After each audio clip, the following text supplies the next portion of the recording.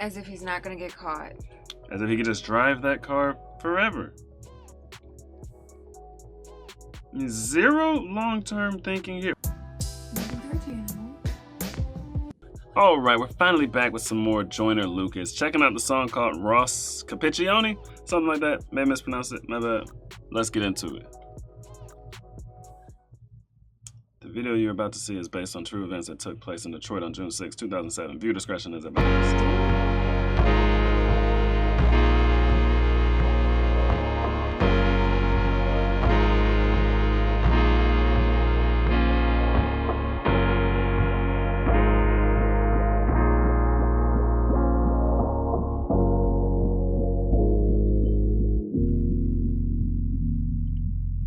Woke up at 7, my day seemed more than I prayed for. Got dressed to head out and ride to school on my skateboard. New kid in class, I sat alone taking notes while the hoodlums were making jokes at the clothes that my mama paid for. Seemed like everyone was a part of some gang evasion. Tattoos and initiation, parole and some on probation. Soaking up the vibe as I study for information. Cause lately I've been deprived of a normal day. But today on my way to eat lunch, some kid approached me. He told me we should be cool if only he got to know me. Cause on this side of town I would need some protection. It's crazy, reckless and dangerous unless I'm some sort of gangster. I'm only safe with the police. He said his name was I dapped him up at the buses. Was kinda skeptic about him at first cause I didn't trust him. And the more I got to know him, I couldn't tell what his motives were. Hoping that he was sincere. Something told me let go, but the only thing on my mind. Okay. This is a very cool video. It's like very... Right? I'm captivated. I feel like it's like literally walking us back through the story. You know what I mean? I feel like he's done a good job. I feel like we're actually watching it, even though it's a reenactment. Right. You know what I mean? Right. Like, do you trust this dude? No. Because Right. everyone else seems like they're kind of like, You know what I mean? It's like, what is his motive? Right. Like, why does he just want to help the new guy so bad, help protect the new guy against all the gangs? Right. That doesn't sound like something you just, oh yeah, I just want to help the new guy. Right. Put my life on the line, helping the new guy. Like, come on. Probably Man. trying to get him to work for him or something. I don't know, but especially with the beginning, we saw the bloody scene. Like, it has to be bad somehow. Right. Because the bloody scene was like a first-person view, too. It was. Couldn't tell what his motives were, hoping that he was sincere. Something told me let go, but the only thing on my mind was patience. Searching twice for a different life, I was tired of waiting. Plus me and had similar views and conversations infused with knowledge, mainly about school and college. That was my truth, but regardless, he was type cool when I was with him. Introduced him to my family, they were rocking with him. My mama told him, make sure you look out for my son. And before she could finish her sentence, he quickly just interjected and said, don't you even stress that I got it under control. It's been 2 months since we met, it seems like we've gotten close. Some cat approached me and tried to beef with me, I just froze. And I see pounding and stomping homie right out his clothes.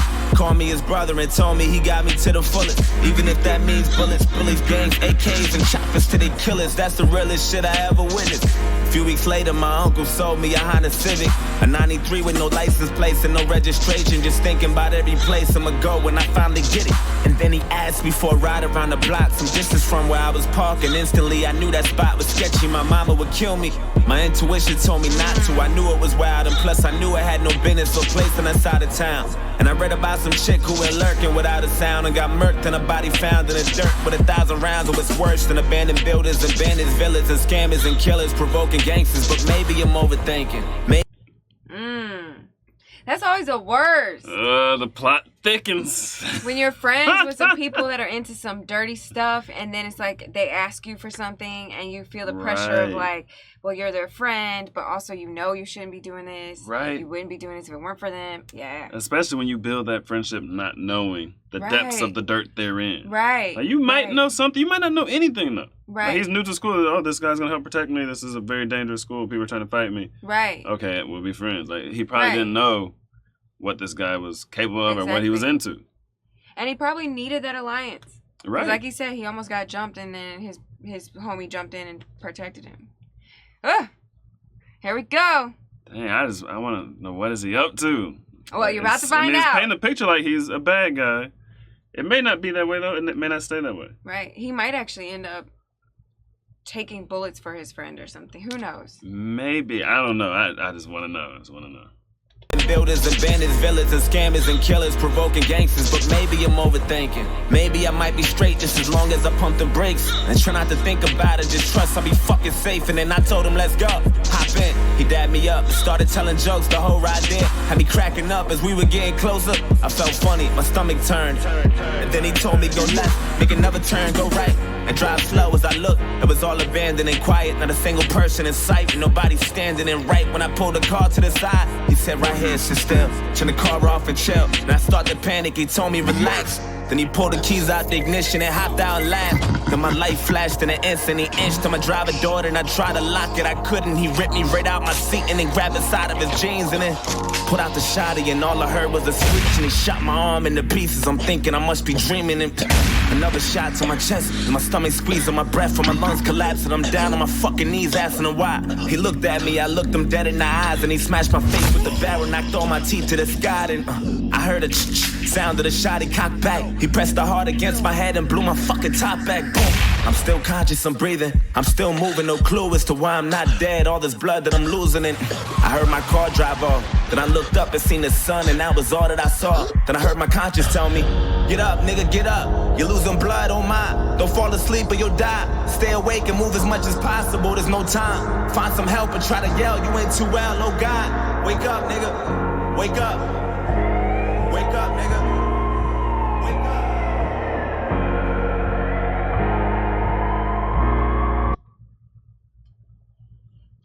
And so he did it for a car. As if he's not going to get caught. As if he could just drive that car forever. I mean, zero long-term thinking here. Maybe he's taking the car to a chop shop. Maybe that 93 Honda Civic parts will get him a few $100. I don't get it. I mean, I don't get the plan here. Right? That's what I'm confused about. Like, what? You just murdered your friend over the car. So the next day when you go back to school and you're driving his car and everybody's like, where is he? Like, this is very dumb. Or when maybe he never goes back to school. Maybe he goes on the run, but when that guy doesn't go home and they eventually find his body, you're driving his car. Like, what's going to happen? And it's really weird. If anything, I would expect this gangster friend to try to like loop Ross in on stealing someone else's car. Because like he met his family. Like this is very odd. Like this is some psychopathic behavior. Oh yeah. Like you wouldn't think, it's like he put in a whole lot of work. Like he fought somebody for him. Like he put in a whole lot of work to end up killing him for his car. It's probably a cheap car. Because this was a 93 2007, Civic. right? The 93 Civic. Like, come on, that car is not that expensive. But that's what I was like, is he going to a chop shop? How long can you drive a stolen car? You know what I mean? Oh, this is weird. I mean, good thing he survived, though. It's his story, right? Or is it based on true events, not himself? This isn't Joyner. Joyner Lucas is rapping about true events that happened to Ross. Oh, but not necessarily to himself. Right. I mean, to know this many details, I would assume he survived. Or are they just, filling in the blanks? Right, it could have been from the autopsy. Or did he confess? You know what I mean? Yeah, you never know.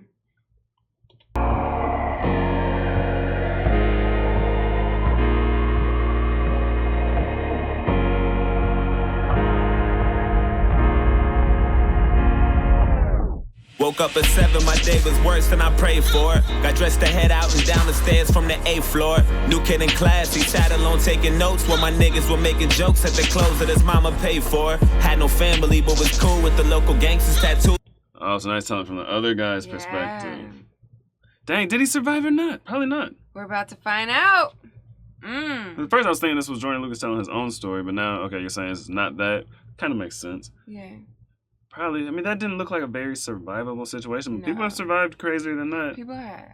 Notes while my niggas were making jokes at the clothes that his mama paid for. Had no family, but was cool with the local gangsters tattoos and some on parole and probation for breaking rules. That life was all I knew. All I wanted to do was cruise, smoke weed and say fuck school. Wanted guidance, cause all my role models I would look up to was indicted the young dudes with no logic. I went to church to the pastor, said fuck you, now violent. And this gang that always looked out for me, vouched for me and adopted me, said they wanted to rock with me and I wanted to get that. This is crazy. Mm-hmm. I like that he's telling his story too, though.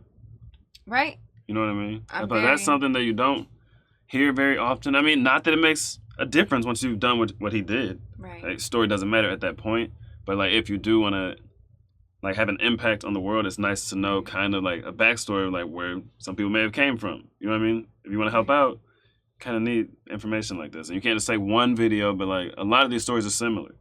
Like no one to look up to. Everyone he was looking up to was young dudes, some dudes who have already been indicted and stuff. So basically, gang members who have committed crimes already. Like that's his peer group. Also his role models. You know what I mean? Or if you just want to know how to move and how to, where these people are coming from that think like him. Right.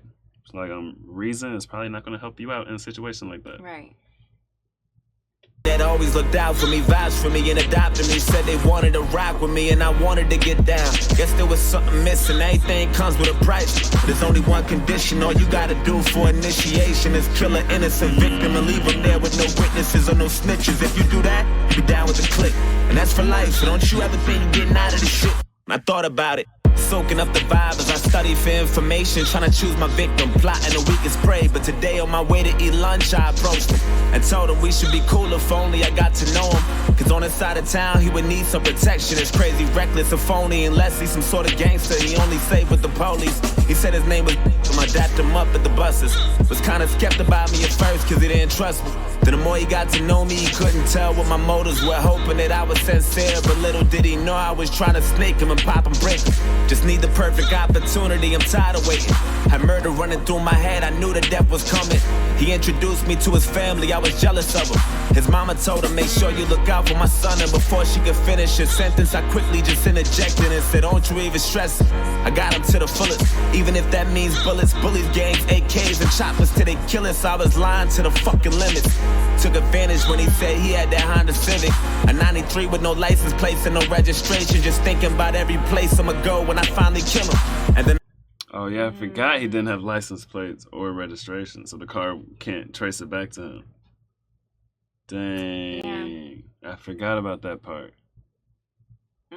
That's a savage street mentality, though. Savage. I mean, this is the most savage thing ever. It is. But it's like, if you think about, like, the innocence of a child, even if a child is growing up poor, stuff like that, it's like, that doesn't compare to a child of the streets. Right. There is that child of the streets may look young, but they have probably seen some things. The mentality is just different. Savage. I mean, he's like literally... He knows he's earning the guy's trust, what he's going to do with the car. He's meeting people. The mom. And when he met his mom, he said, I was jealous of him. Yeah, because he had a family. It wasn't like, oh, man, I hate to take him away from his family and, like, It's not the mentality. He didn't have family like that. Right. Like, his first encounter with love was from the gangsters. Like, they took him in. They said they would look out for him. Like, oh, dang, this is love. You see that in a lot of interviews. You watch gang member interviews. Mm-hmm. Like, I got love from the streets. Like, this is my family. You know what I mean? So, I mean, he's probably from a broken home, to say the least. You know what I mean? Yeah, it's like, we thought video games and, like, the news were desensitizing people. But it's like, there's a whole bunch of people that, like, have illegal guns and are fully desensitized already. Yeah, and then that lifestyle is glorified. Yeah.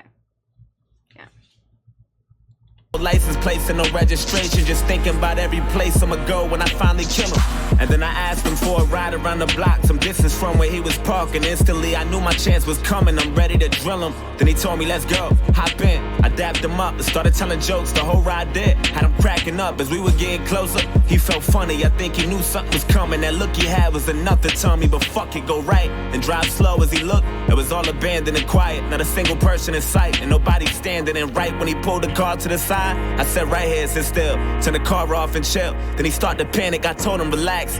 Then I pulled the keys out the ignition and hopped out and laughed. Seen his light flash in an instant, I inched to his driver door. Then he tried to lock it, he couldn't. I ripped him right out of the seat and then grabbed the side of my jeans and then put out the shotty. I cocked it twice till he screamed and then shot his arm into pieces. I'm watching his blood leaking and another shot to his chest. Seen his stomach squeezing his breath and his lungs collapsing. He down on his fucking knees asking me why. He looked at me, I looked him dead in the eyes and I smashed his face with the barrel, knocked all his teeth to the sky. And then sound of the shot, he cocked back. I pressed the hard against his head and blew his fucking top back. Fucking car. Fuck.